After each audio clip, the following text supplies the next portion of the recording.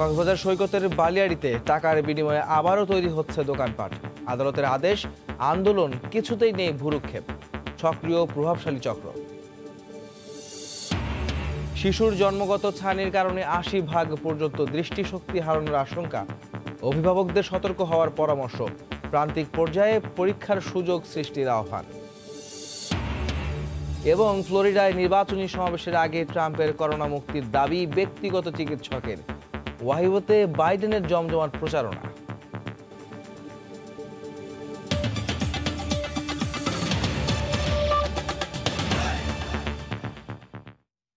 ভোরের সময় সঙ্গে আছে আমি আহমেদ সালেহিন। অবশেষে ধর্ষণের সর্বোচ্চ সাজা ফাঁসির বিধান রেখে সংশোধিত হলো নারী ও শিশু নির্যাতন দমন আইন। সোমবার সকালে মন্ত্রিসভার বৈঠকে এই আইনের খসড়ায় চূড়ান্ত অনুমোদন দিয়েছে সরকার। আজ রাষ্ট্রপতি এই সংক্রান্ত অধ্যাদেশ জারি করবেন বলে জানিয়েছেন আইনমন্ত্রী। আর নারী ও শিশু বিষয়ক প্রতিমন্ত্রী বলেছেন, নারীর সুরক্ষায় আরও এক ধাপ এগোলো দেশ। নারীর সুরক্ষায় ২০০০ সালে প্রণয়ন করা হয় নারী ও শিশু নির্যাতন দমন আইন। কিন্তু নারীর প্রতি সহিংসতা ও ধর্ষণের ঘটনা আশঙ্কাজনক হারে বেড়ে যাওয়ায় ২০ বছর পর জনদাবির মুখে সংশোধন করা হলো সর্বোচ্চ সাজার বিধান। সোমবার সকালে গণভবন থেকে প্রধানমন্ত্রী শেখ হাসিনার সভাপতিত্বে বসে মন্ত্রিসভার বৈঠক। এতে সচিবালয় থেকে ভার্চুয়াল মাধ্যমে যুক্ত ছিলেন মন্ত্রিসভার সদস্যরা। বৈঠকের শুরুতেই ধর্ষণের সর্বোচ্চ সাজা মৃত্যুদণ্ড করার লক্ষ্যে নারী ও শিশু নির্যাতন দমন আইন সংশোধনীর খসড়া উত্থাপন করে মহিলা ও শিশু বিষয়ক মন্ত্রণালয়। দেশজুড়ে ধর্ষণ ও নারী নিপীড়ন বিরোধী প্রতিবাদের পরিপ্রেক্ষিতেই সর্বোচ্চ সাজা ফাঁসির বিধান চূড়ান্ত করা হয় সরকারের সর্বোচ্চ নীতি নির্ধারণী এই সভায়। বৈঠক শেষে মন্ত্রিপরিষদ সচিব আইনটির বিস্তারিত তুলে ধরে জানান, নির্যাতনের মামলা ১৮০ দিনের মধ্যে নিষ্পত্তির কথা বলা হয়েছে আইনে। যাবজ্জীবন সশ্রম কারাদণ্ড শব্দগুলির পরিবর্তে মৃত্যুদণ্ডে বা যাবজ্জীবন সশ্রম কারাদণ্ডে শব্দগুলি প্রতিস্থাপিত হবে। বর্তমানে সংসদ অধিবেশন চলমান না থাকায় জরুরি ভিত্তিতে এই আইনটি নিয়ে রাষ্ট্রপতি অধ্যাদেশ জারি করবেন বলে জানিয়েছেন আইনমন্ত্রী। সংশোধনীগুলিকে চূড়ান্ত অনুমোদন দেওয়া হয়েছে ভেটিং সাপেক্ষে। যেহেতু সংসদ এখন সেশনে নাই, সেই জন্য মহামান্য রাষ্ট্রপতির আদেশ বলে ইনশাআল্লাহ এটাকে অধ্যাদেশ হিসাবে জারি করার প্রস্তুতি নিচ্ছে। পরে আইন সংশোধন করায় সন্তোষ জানিয়ে মহিলা ও শিশু বিষয়ক প্রতিমন্ত্রী বলেন, নারীর সুরক্ষায় এক ধাপ এগোলো দেশ। এই যে সংশোধন করার ফলে আমি এবং আমরা সবাই মনে করি বাংলাদেশে নারীর ক্ষমতায়ন আর এক ধাপ এগিয়ে গেল। দেবাশিস রায়, সময় সংবাদ, ঢাকা। চট্টগ্রামে আদালত ভবনে হামলার শিকার হলো আসামিরা। ছাত্রলীগ নেতা সুদীপ্ত হত্যা মামলায় হাজিরা দিতে আসা আসামিদের ওপরে হামলা হয়। এ ঘটনায় উদ্বেগ জানিয়ে জড়িতদের দ্রুত আইনের আওতায় আনার দাবি আইনজীবীদের। সোমবার সকালে additional chief metropolitan magistrate Mohiuddin মুরাদের আদালতে হাজিরা দিতে আসেন সুদীপ্ত হত্যা মামলার ১০ থেকে ১২ জন আসামি। এ সময় হঠাৎ করে বিচারকের কক্ষের সামনেই তাদের উপর অতর্কিত হামলা করে ৫০ থেকে ৬০ জনের একটি দল। এতে আহত হয় মুক্তার, জাহেদ ও আরিফ। জাহেদকে চট্টগ্রাম মেডিকেল কলেজ হাসপাতালে ভর্তি করা হয়েছে। আওয়ামী লীগ নেতা দিদারুল আলম মাসুমের অনুসারীরা এ ঘটনা ঘটিয়েছে বলে দাবি তাদের। হাজিরা দিয়ে চলে যাওয়ার সাথে সাথে ওরা আমাকে চারিদিক থেকে হামলা করে। কোর্টের সামনেই আমি সাথে সাথে ম্যাজিস্ট্রেট স্যার ছিল যে কোর্টে হাজিরা দিয়েছি, ওনাকে অবগত করছি, উনি আমাকে থানায় পাঠাইছে, ওনারা তদন্ত করছে। ৪-৫ জন আসামি আমাদের ছেলেবেলে আহত হয়েছে, একজন গুরুতর আহত হচ্ছে, মেডিকেলে আছে এখন। যারা মারধর করছে বাহিরের কিছু, রাবেয়া আক্তার, তারপর আপনার এটা হচ্ছে ওয়াসিম, পাপ্পু, বাপ্পি, পারভেজ, এরা সবাই। আসামি মোক্তার হোসেন আমার পিছু বের হওয়ার সাথে সাথেই আদালতের সম্মুখে বাহিরে বারান্দাতে আমার সামনে তাকে টেনে হেঁচড়ে নিয়ে গেল এক পাশে। এদিকে ঘটনার পর ১৫ জনকে আসামি করে একটি মামলা হয়েছে কোতোয়ালি থানায়। আর আদালতে এমন হামলায় উদ্বেগ প্রকাশ করে আইন শৃঙ্খলা বাহিনীকে কঠোর অবস্থান নেয়ার কথা জানিয়েছেন আইনজীবী সমিতির নেতা। আদালত অঙ্গন হচ্ছে যে সবার জন্য বিচারের একটা স্থান। এখানে এসে মারপিট করা মানে আদালতের শৃঙ্খলাটা নষ্ট করা, যেটা কখনোই গ্রহণযোগ্য না। 2017 সালের 6 অক্টোবর সকালে দক্ষিণ নালাপাড়ার বাসা থেকে ডেকে নিয়ে পিটিয়ে খুন করা হয় নগর ছাত্রলীগের সহ দপ্তর সম্পাদক সুদীপ্ত বিশ্বাসকে। পরে বাবা বাদী হয়ে অজ্ঞাতনামা সহ 12 জনের বিরুদ্ধে মামলা করে নগরীর সদরঘাট থানায়। শফিকুল আলম, সময় সংবাদ, চট্টগ্রাম। অবৈধ অস্ত্র ও গুলি উদ্ধারের মামলায় 2 ধারায় যুব মহিলা লীগের বহিষ্কৃত নেত্রী শামীমা নূর পাপিয়া ও তার স্বামীকে 27 বছর কারাদণ্ড দিলেন আদালত। রায়ের পর্যবেক্ষণে বলা হয়, রাজনৈতিক কর্মীর পরিচয়কে হাতিয়ার করে তারা অপরাধ করেছেন। তাদের মতো রাজনৈতিক সুবিধাখোরদের জন্য এ রায় সতর্কবার্তা।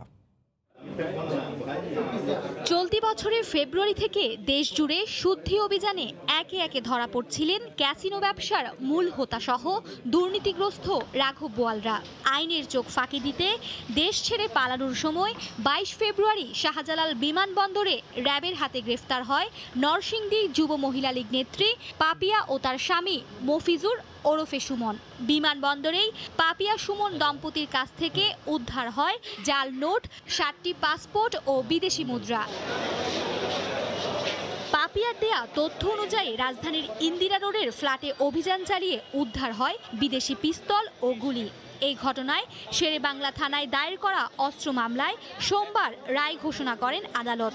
এ সময় রাজনৈতিক পরিচয়ের অপব্যবহার করায় পাপিয়া ও তার স্বামীর কঠোর সমালোচনা করা হয়। তারা এইভাবে রাজনীতিকে ভাঙিয়ে তারা এইভাবে অবৈধভাবে তারা টাকা ইনকাম করেছে, তারা অস্ত্র রেখেছে এবং সমাজে অনেক দুষ্কর্ম তারা করেছে। যেহেতু তারা হাজব্যান্ড এবং ওয়াইফ তারা একই পরিবারের, এই জন্য আদালত সেটা অনুকম্পা করেছেন। তাদেরকে যাবজ্জীবন না দিয়ে 20 বছর এবং 7 বছরের মোট 27 বছরের কারাদণ্ড দেওয়া হয়েছে। আমরা এই রায়ে অসন্তুষ্ট এবং এই রায়ের আদেশের বিরুদ্ধে আমরা অবশ্যই উচ্চ আদালতে যাব।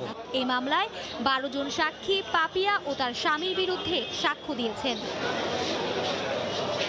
মাদক, জাল টাকা ও অর্থ পাচারের অভিযোগে এই দম্পতির বিরুদ্ধে 3টি মামলার বিচার চলছে। মার্জিয়া মুমু, সময় সংবাদ, ঢাকা।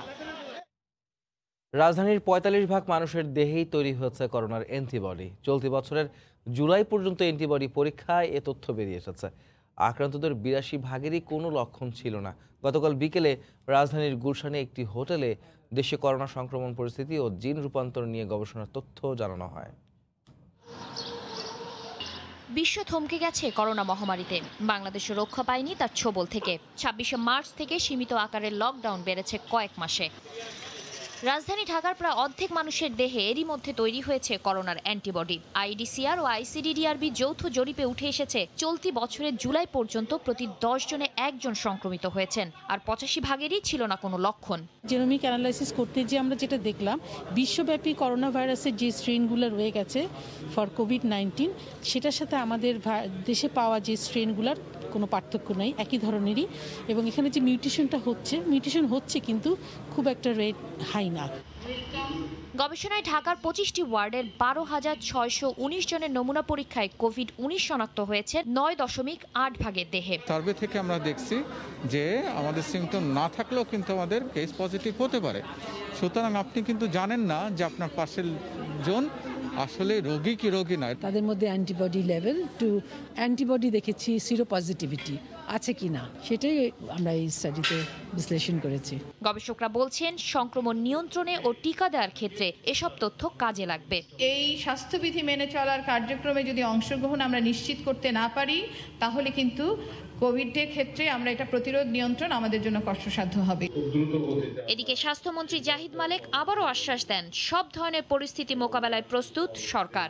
আমরা অন্যান্য অনেক দেশের, অনেক উন্নত দেশের তুলনায় বাংলাদেশ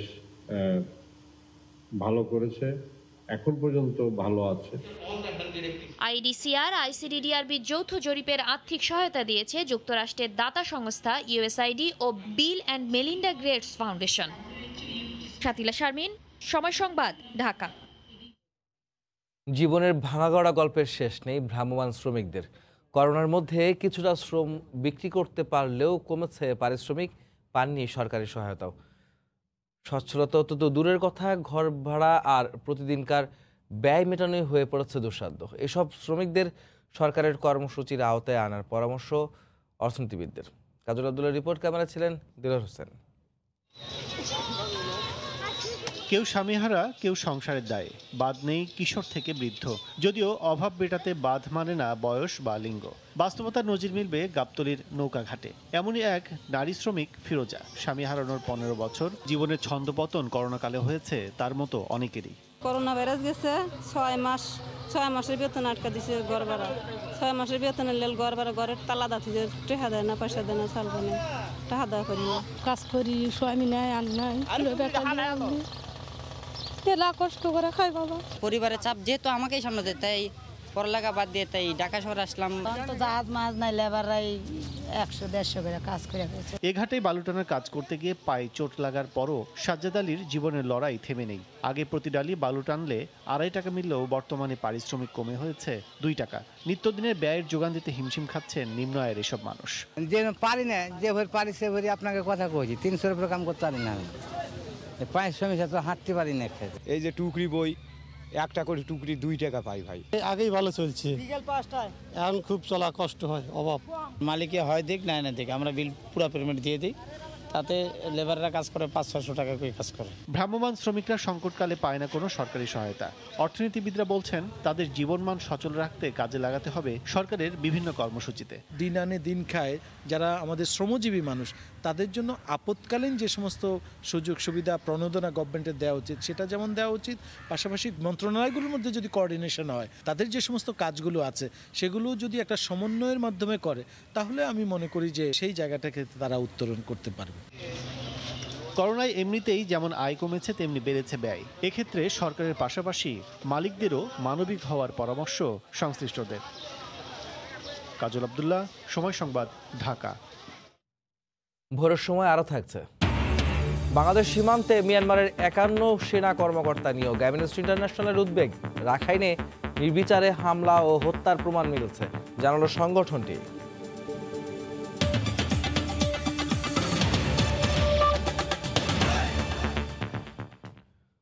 ফ্লোরিডায় নির্বাচনী সমাবেশে যোগ দেওয়ার আগ মুহূর্তে মার্কিন প্রেসিডেন্ট ডোনাল্ড ট্রাম্পকে করোনা মুক্ত দাবি করলেন হোয়াইট হাউসের চিকিৎসকরা। ট্রাম্পের মধ্যে এখন আর করোনা ছড়ানোর আশঙ্কা নেই বলেও দাবি করেন তারা। মার্কিন নির্বাচন ও ট্রাম্পের করোনা পরিস্থিতির বিষয়ে সবশেষ জানতে এই মুহূর্তে যুক্তরাষ্ট্রের নিউ ইয়র্কে আছেন সহকর্মী হাসানুজ্জামান সাকি। সরাসরি চলে যাচ্ছি তার কাছে। সালেহিন, আপনাকে ধন্যবাদ। আপনি যেমনটি বলছিলেন যে আজকে ফ্লোরিডার স্যানফোর্ডে কিন্তু নির্বাচনী প্রচারণা চালিয়েছেন মার্কিন প্রেসিডেন্ট ডোনাল্ড ট্রাম্প। তিনি করোনা আক্রান্ত হওয়ার পর এই প্রথম হোয়াইট হাউসের বাইরে কোনো নির্বাচনী সমাবেশ করেছেন এবং এই নির্বাচনী সমাবেশ করা নিয়ে কিন্তু অনেক সমালোচনা ছিল, বিতর্ক ছিল। সাংবাদিকরা বারবার হোয়াইট হাউসের বিভিন্ন কর্তা ব্যক্তিদের কাছ থেকে জানতে চাচ্ছিলেন যে প্রেসিডেন্ট ডোনাল্ড ট্রাম্প কবে শেষ তার করোনার পরীক্ষা হয়েছে এবং তিনি নেগেটিভ রিপোর্ট পেয়েছেন। কিন্তু এই বিষয়টি নিয়ে কিন্তু একটি ধোঁয়াশা ছিল, কেউই এই ব্যাপারে কোনো নিশ্চিত করে কিছু বলেননি। বারবার খালি একটি কথাই বলছিলেন যে ডোনাল্ড ট্রাম্প এখন অনেকটা ভালো আছেন এবং তিনি করোনা মুক্ত আছেন, কিন্তু তার করোনার যে একটি পরীক্ষা করা হয় যেখানে নেগেটিভ এবং পজিটিভ রিপোর্ট আসে, সেই পরীক্ষার মাধ্যমে তিনি কি সুস্থ হয়ে উঠেছেন কিনা, এই ধরনের প্রশ্নের জবাবে কিন্তু সুনির্দিষ্ট কোনো কিন্তু জবাব মেলেনি। এই অবস্থাতেই, এই বিতর্কের মধ্যেই তিনি আজকে ফ্লোরিডার স্ট্যানফোর্ডে নির্বাচনী সমাবেশ করেছেন। এমন একটি সময়ে তিনি নির্বাচনী সমাবেশ করলেন যখন যুক্তরাষ্ট্রেও কিন্তু করোনা ভাইরাস কিন্তু আবারও সেই মারাত্মক আকার ধারণ করছে। সালহীন, আজকে সোমবারেও পুরো যুক্তরাষ্ট্রে ৪৫,০০০-এরও বেশি মানুষ নতুন করে করোনা রোগে আক্রান্ত হয়েছে একদিনে এবং মারা গেছে ৩০০-এরও বেশি মানুষ। এবং যেখানে ডোনাল্ড ট্রাম্প আজকে নির্বাচনী সমাবেশ করেছেন সেই ফ্লোরিডা অঙ্গরাজ্য কিন্তু করোনা মহামারীর ক্ষেত্রে এখন যুক্তরাষ্ট্রের মধ্যে সর্বোচ্চ আক্রান্ত যে স্টেট, সেই সব স্টেটের মধ্যে ৩য়তম স্টেট হিসেবে রয়েছে ফ্লোরিডায়, যেখানে আজকে সোমবারেও ১৫০০-এরও বেশি মানুষ করোনায় আক্রান্ত হয়েছে এবং ৪৫ জনেরও বেশি মানুষ ফ্লোরিডায় মারা গেছেন। এমন একটি অবস্থায় নির্বাচন যেহেতু সামনে, দুই দলের প্রার্থীরাই কিন্তু তারা নির্বাচনী সমাবেশ করে বেড়াচ্ছেন। যদিও বলা হয়েছিল যে ফ্লোরিডার যে নির্বাচনী সমাবেশ আজকে হয়েছে, সেই নির্বাচনী সমাবেশে স্বাস্থ্যবিধি বজায় রেখে, সামাজিক দূরত্ব বজায় রেখে এবং মাস্ক বাধ্যতামূলক করেই নির্বাচনী সমাবেশ হবে। কিন্তু আমরা কিন্তু সারাদিনের যে নির্বাচনী সমাবেশের যে চিত্রটি দেখছি এবং আপনি যেটি দেখলেন সেটি হচ্ছে যে সেখানে কিন্তু মাস্ক কিন্তু সবার মুখে কিন্তু মাস্ক ছিল না এবং সেখানে সামাজিক দূরত্ব কিন্তু বজায় রাখা সম্ভব হয়নি। অন্যান্য যে নির্বাচনী সমাবেশ যেভাবে করেছেন ডোনাল্ড ট্রাম্প, সেভাবেই কিন্তু সেই নির্বাচনী সমাবেশ আজকেও তিনি করলেন। আজকে দিনে যুক্তরাষ্ট্রের আরেকটি গুরুত্বপূর্ণ বিষয় ছিল মার্কিন রাজনীতিতে, সেটি হচ্ছে সুপ্রিম কোর্টের বিচারপতি নিয়োগ। সেই বিচারপতি, যে বয়স্ক বিচারপতি মৃত্যুর পরে যে নতুন বিচারপতিকে ডোনাল্ড ট্রাম্প মনোনয়ন দিয়েছেন, সেটি নিয়েও বিতর্ক ছিল। বিরোধী দল বারবার বলছিলেন যেহেতু এখন একটি নির্বাচনী পরিবেশের মধ্যে যুক্তরাষ্ট্র রয়েছে, সেই ক্ষেত্রে নির্বাচনের পরেই মনোনয়ন দেওয়া উচিত, নৈতিক কারণেই এখন বিচারপতি মনোনয়ন দেওয়া উচিত হবে না ট্রাম্পের। কিন্তু ট্রাম্প কিন্তু সেটি মানেননি, তিনি মনোনয়ন দিয়েছেন গত 2 সপ্তাহে আগেই আমরা দেখেছি। আজকে সেই মনোনীত বিচারপতি অ্যানি কোমি ব্যারেট, তার কিন্তু মার্কিন সিনেটে কিন্তু তার শুনানি হয়েছে, অর্থাৎ তিনি মার্কিন সিনেটে সাক্ষাৎকার দিয়েছেন। এখানে বিচারপতি নিয়োগ করার ক্ষেত্রে ট্রাম্প প্রেসিডেন্ট মনোনয়ন দেন, কিন্তু সেই বিচারপতিকে সিনেটে গিয়ে অর্থাৎ কংগ্রেসে গিয়ে কিন্তু সাক্ষাৎ দিতে হয়। আজকে সেই শুনানি হয়েছে, সেখানে দুই পক্ষই তাকে নানান ধরনের প্রশ্ন করেছে এবং তিনি তার নিয়োগ পাওয়ার পরে তিনি কি করবেন, আইনের প্রতি শ্রদ্ধাশীল থাকবেন, তিনি তার যথাযথভাবে আইনের প্রয়োগ ঘটাবেন এবং তিনি সর্বোচ্চ তিনি আইনের প্রতি শ্রদ্ধাশীল থাকবেন এবং তিনি ব্যক্তিগত কোনো বিবেচনাবোধ নয়, আইনের মধ্যে যা রয়েছে সেভাবেই তিনি কাজ করবেন, এই বিষয়গুলো তিনি উল্লেখ করেছেন। এবং তিনি বলেছেন তিনি যে শিক্ষা পেয়েছেন তার সিনিয়রদের কাছ থেকে, তার বাবা এবং মায়ের কাছ থেকে, সেই শিক্ষাটাই তিনি কাজে লাগাতে চান তার এই নতুন নিয়োগ প্রাপ্তির পর। আপনি সালেহীন জানেন যে যুক্তরাষ্ট্রের বিচারপতিদের যখন নিয়োগ হয়, তারা কিন্তু আর সারা জীবনে আর কখনোই কিন্তু তারা এই নিয়োগ প্রক্রিয়া থেকে কিন্তু বের হয়ে আসেন না। অর্থাৎ তারা যদি পদত্যাগ না করেন এবং তারা যদি মারা না যান, তাহলে কিন্তু তারা কিন্তু আজীবন আমৃত্যু কিন্তু একই দায়িত্বে পালন করেন। ডোনাল্ড ট্রাম্প এর আগে সুপ্রিম কোর্টের 2 জন বিচারপতি নিয়োগের সুযোগ পেয়েছিলেন। এই বিচারপতি যদি নিয়োগ হয়, তাহলে ডোনাল্ড ট্রাম্পের রিপাবলিকান দলের 3 জন বিচারপতি নিয়োগের সুযোগ থাকবে। স্বাভাবিকভাবেই ধরে নেওয়া হচ্ছে যে রিপাবলিকান সমর্থিত কিংবা রিপাবলিকানদের আদর্শ বিশ্বাস করে এইরকম তাদের পছন্দের বিচারপতি নিয়োগ দেওয়া হচ্ছে। সুপ্রিম কোর্টে 9 জন বিচারপতি রয়েছে। এই 9 জন বিচারপতির মধ্যে যে 5 জন বিচারপতি যেদিকে রায় দেয়, সেই দিকেই কিন্তু যুক্তরাষ্ট্রের যে কোনো বড় ইস্যুতে কিন্তু সিদ্ধান্ত হয়। সেই ক্ষেত্রে এই বিচারপতি নিয়োগের পরে রিপাবলিকান দল যদি আগামীতে ক্ষমতায় নাও আসে ডোনাল্ড ট্রাম্প, তাহলেও রিপাবলিকান দল কিন্তু সুপ্রিম কোর্টে এবং বিচার ব্যবস্থায় কিন্তু একটা প্রভাব বিস্তার করবে আজীবন। অর্থাৎ এই বিচারপতিরা আমৃত্যুই কিন্তু থেকে যাচ্ছেন। সেজন্যই বিরোধী দল ডেমোক্রেটিক পার্টি তারা বলছিল যে নির্বাচনের আগে যেন এই নতুন বিচারপতি নিয়োগ দেয়া না হয়। 4 দিন শুনানি চলবে, তারপরে ভোটাভুটি হবে। সেই ভোটাভুটির পরে যদি তার পক্ষে রায় যায়, তাহলেই এই এমি কোনি ব্যারেট নতুন বিচারপতি নিয়োগ পাবেন সুপ্রিম কোর্টে। এই সব কিছু মিলিয়েই এখন মার্কিন রাজনীতির পরিস্থিতি চলছে। আমরা অপেক্ষা করছি সামনের দিনগুলোতে আরও কি দাঁড়ায়। এর মধ্যে ডোনাল্ড ট্রাম্পের চিকিৎসক বলেছেন তিনি করোনা থেকে মুক্ত হয়েছেন, অর্থাৎ তিনি পরীক্ষা করেছেন, সেখানে তার পরীক্ষার রেজাল্ট নেগেটিভ এসেছে। সেই রকম একটি সুনির্দিষ্ট কিন্তু বিষয় আমরা জানতে পারলাম কয়েক ঘন্টা আগে। আমরাও সেটি আশা করি যে করোনা নেগেটিভ হয়েছেন প্রেসিডেন্ট, এখন তিনি সুস্থভাবেই প্রচারণা চালিয়ে যাচ্ছেন এবং সেই প্রচারণায় আরও গতি পাবে নির্বাচন, এবং যে নির্বাচন অনুষ্ঠিত হতে যাচ্ছে নভেম্বরের 3 তারিখে, যেদিকে আমরা সবাই তাকিয়ে আছি। এই ছিল যুক্তরাষ্ট্রের সামগ্রিক নির্বাচন এবং রাজনীতির খবর। সালেহীন, আপনাকে ধন্যবাদ। যুক্তরাষ্ট্র থেকে নির্বাচনের প্রচারণা এবং যুক্তরাষ্ট্র নির্বাচনের সবশেষ খবর জানাচ্ছেন আমাদের সহকর্মী হাসানুজ্জামান সাকি। কুয়েতে করোনার প্রভাবে ব্যবসা বাণিজ্যে দেখা দিয়েছে মন্দাভাব, প্রতিনিয়ত লোকসান গুনতে হচ্ছে মালিকদের। বেচাকেনা না হওয়ায় অনেকেই বন্ধ করে দিচ্ছেন নিজ নিজ ব্যবসা প্রতিষ্ঠান, অনেকে আবার ব্যবসা প্রতিষ্ঠান বিক্রি করে ফিরে যাচ্ছেন দেশে। কুয়েত থেকে বিস্তারিত জানিয়েছেন শরীফ মোহাম্মদ মিজানুর রহমান। শ্রমিক হিসেবে কুয়েত আসা অনেকে নিজের ভাগ্য পরিবর্তনে দক্ষতা, মেধা আর যোগ্যতার বলে হয়েছেন ব্যবসায়ী, হয়েছেন ব্যবসা প্রতিষ্ঠানের মালিক, নিজেরা যেমন প্রতিষ্ঠিত হয়েছেন, করেছেন অনেককে স্বাবলম্বী। এসব শ্রমিক ব্যবসায়ীরা দিনের পর দিন অক্লান্ত পরিশ্রম শ্রম দিয়ে গড়ে তুলেছেন নিজের ব্যবসা প্রতিষ্ঠান। কিন্তু ভাগ্য বিড়ম্বিত, বাকি নির্মম পরিহাসে বৈশ্বিক মহামারী প্রাদুর্ভাবের কারণে সুদীর্ঘ 8 মাস থেকে চলে আসা লকডাউন, কার্ফিউ সহ সবকিছু বন্ধ ঘোষণা করেন সরকার।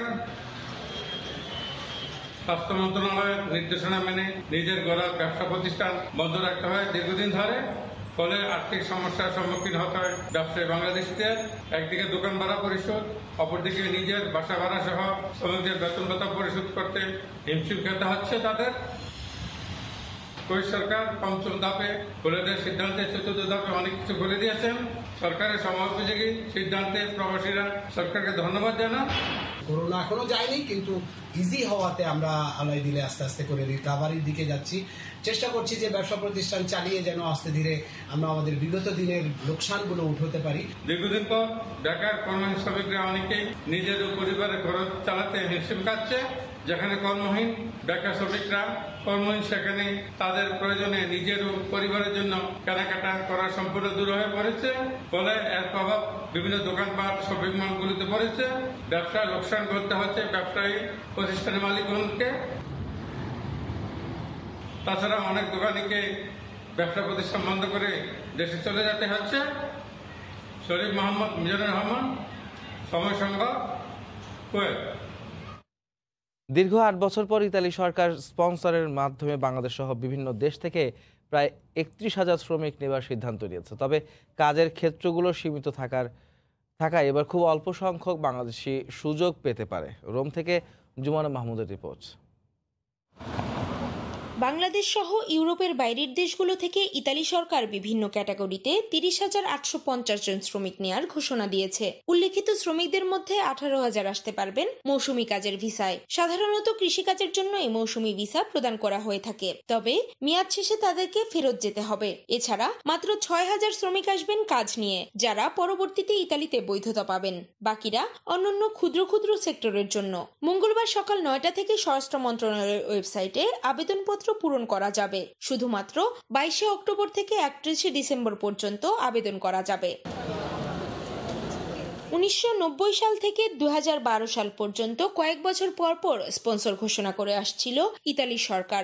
দীর্ঘ 8 বছর পর করোনাকালে দেয়া এই স্পন্সরকে ইতিবাচক হিসেবে দেখছেন প্রবাসী বাংলাদেশিরা। তবে তারা দালালদের থেকে সতর্ক থাকার আহ্বান জানিয়েছেন। ইতালি সরকার পুনরায় বাংলাদেশিদেরকে ইতালিতে বৈধভাবে স্পন্সরের মাধ্যমে আসা একটি সুযোগ তৈরি করে দিয়েছেন এবং এটা আনুষ্ঠানিকভাবে তারা ঘোষণা দিয়েছেন। বাংলাদেশের কোঠাটা রয়েছে। দালালরা আপনাকে বিভিন্ন প্রলোভন দেখাতে পারে, তো আমরা অবশ্যই বলবো যে কখনোই প্রলোভনে পড়বেন না। কারণ আপনি প্রলোভনে পড়লে এরকম একটা সুযোগের মধ্যে হয়তো আপনার নামই আসলো না, কিন্তু আপনি অনেকগুলো টাকার জন্য ক্ষতিগ্রস্ত হলেন। এবারের স্পন্সর আইনে কাজের ক্ষেত্র সীমিত থাকায় ইতালিতে দালাল চক্র সুবিধা করে নিতে পারবে বলে আশঙ্কা করা হচ্ছে। ইতিমধ্যেই ওই চক্রটি প্রচারণা শুরু করে দিয়েছে। প্রতিবারই এই সুযোগে দালাল চক্র হাজার হাজার ইউরো হাতিয়ে নিয়ে থাকে।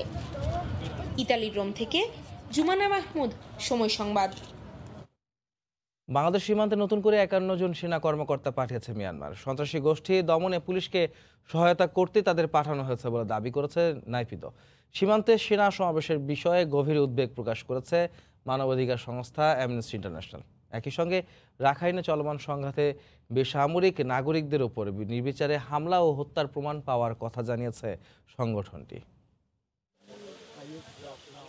সম্প্রতি বাংলাদেশ সীমান্তে মিয়ানমারের সেনা সমাবেশের বিরুদ্ধে ঢাকার পক্ষ থেকে আপত্তি জানানো হলেও তা উপেক্ষা করে আবারও নতুন করে সেনা কর্মকর্তা মোতায়েন করেছে নেইপিদো। মিয়ানমার সরকারের মুখপাত্র ইউজোতের দাবি, রাখাইনের সন্ত্রাসী গোষ্ঠীকে মোকাবিলায় পুলিশকে সহায়তা করতেই তাদের পাঠানো হয়েছে। মন্ত্রিসভার অনুমতি সাপেক্ষেই 51 জন লেফটেন্যান্ট কর্নেল পাঠানোর কথা জানান তিনি। বাংলাদেশ মিয়ানমার সীমান্তে সেনা বাড়ানোয় গভীর উদ্বেগ জানিয়েছে মানবাধিকার সংগঠন অ্যামনেস্টি ইন্টারন্যাশনাল। সীমান্তে মিয়ানমার সেনাদের বিধ্বংসী MM2 বোমা পুঁতে রাখার প্রমাণপর কথাও জানায় সংগঠনটি। অ্যামনেস্টি ইন্টারন্যাশনালের প্রকাশিত নতুন এক প্রতিবেদনে বলা হয়, রাখাইনের সশস্ত্র গোষ্ঠী আরাকান আর্মির সঙ্গে চলমান সংঘর্ষের মধ্যেই বেসামরিক নাগরিকদের ওপর হামলা নিপীড়ন চালিয়ে যাচ্ছে মিয়ানমার সেনাবাহিনী। রাখাইন থেকে প্রত্যক্ষ সাক্ষ্য, স্থির চিত্র, ভিডিও, সুশীল সমাজ, স্থানীয় গণমাধ্যমের পাশাপাশি স্যাটেলাইটের ছবি পর্যালোচনা করে বেসামরিক নাগরিকদের উপর হামলার প্রমাণ পাওয়া গেছে বলে জানানো হয়। আরাকান আর্মি ও মিয়ানমার সেনাদের মধ্যে সংঘাত বন্ধের কোনো আলামতি নেই। তাদের সংঘর্ষের কারণে বেসামরিক নাগরিকরা সহিংসতার শিকার হচ্ছেন। সংঘাত বন্ধে জাতিসংঘ নিরাপত্তা পরিষদের অবিলম্বে ব্যবস্থা নেওয়া উচিত এবং একই সঙ্গে মিয়ানমারকে আন্তর্জাতিক অপরাধ আদালতের মুখোমুখি করা উচিত। সংঘাতপূর্ণ বুথিদাঙ্গে মিয়ানমার সেনারা রোহিঙ্গা শিশুদের জোর করে কাজ করাচ্ছে উল্লেখ করে উদ্বেগ জানায় অ্যামনেস্টি ইন্টারন্যাশনাল। ওমর ইনান, সময় সংবাদ। ভোরের সময় আরও থাকছে। মেয়েকে ধর্ষণ থেকে বাঁচাতে গিয়ে গুরুতর জখম বাবা, অভিযুক্তকে পিটিয়ে পুলিশে দিল এলাকাবাসী। চট্টগ্রামে অস্ত্র ঠেকিয়ে ধর্ষণের ঘটনায় কলেজ ছাত্র গ্রেফতার।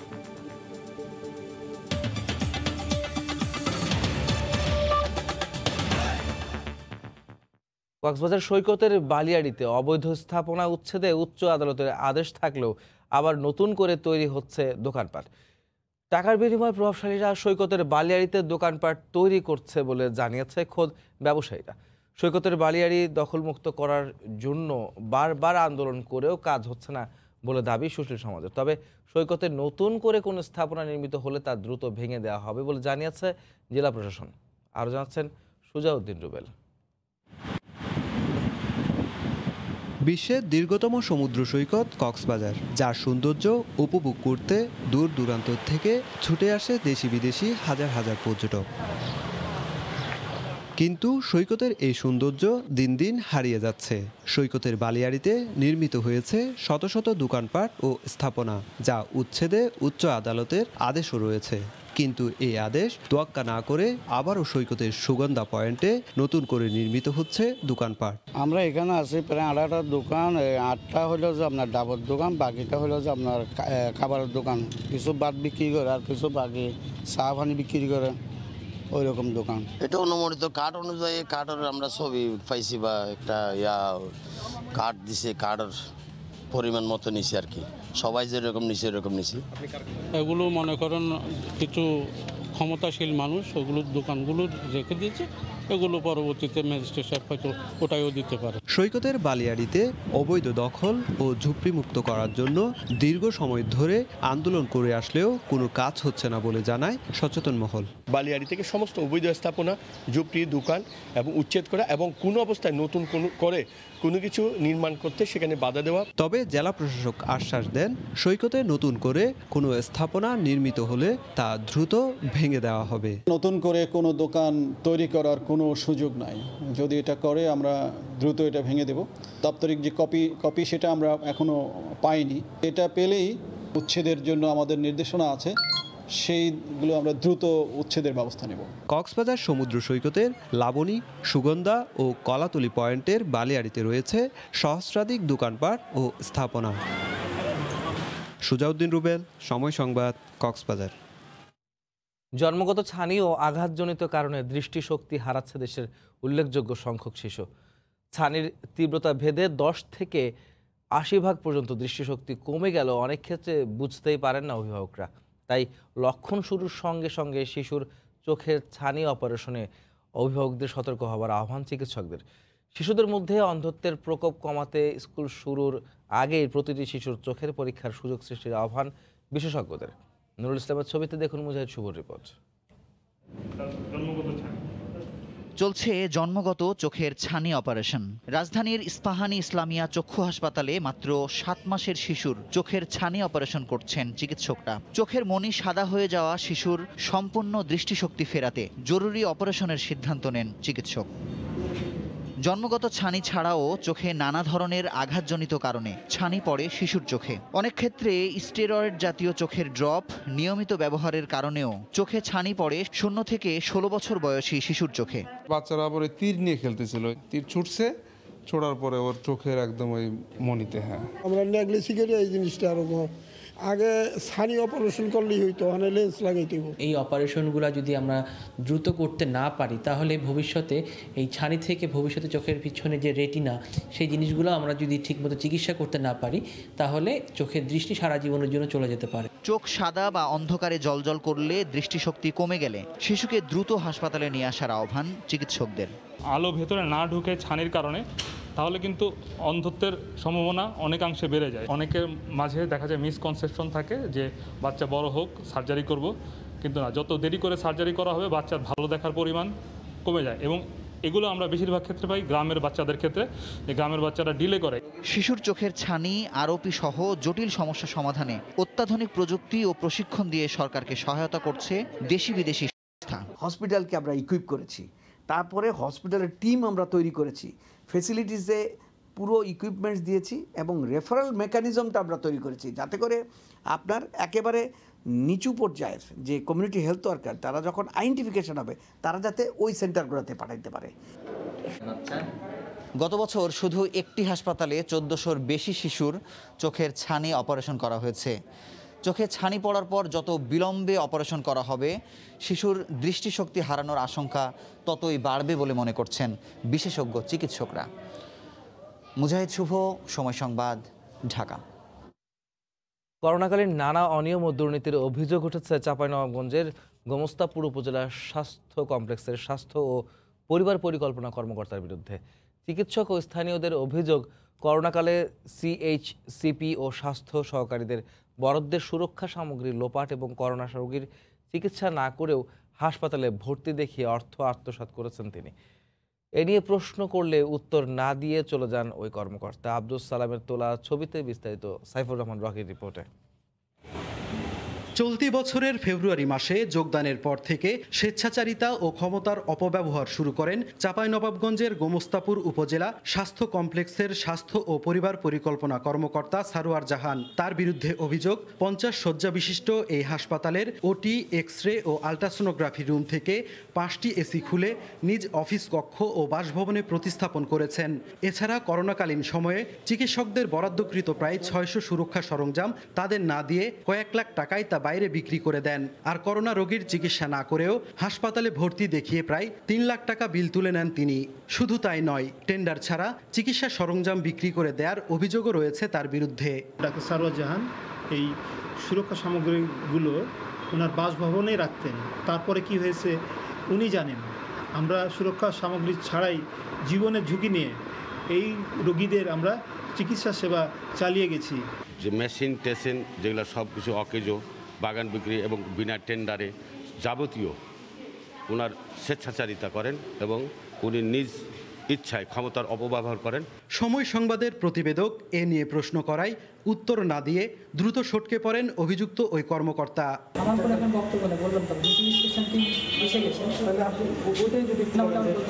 এত অভিযোগের বিষয়ে জানতে চাইলে তদন্ত শেষে প্রয়োজনীয় ব্যবস্থা নেয়ার আশ্বাস দেন জেলার সিভিল সার্জন। তদন্ত করে আমরা একটা রিপোর্ট করে আসলে যেটা আমরা পাবো সেটা আমার উপরে জানাই দেবো। এইটা তো তদন্তের বিষয়টা সম্পূর্ণ শেষ না হওয়া পর্যন্ত মন্তব্য করা যাচ্ছে।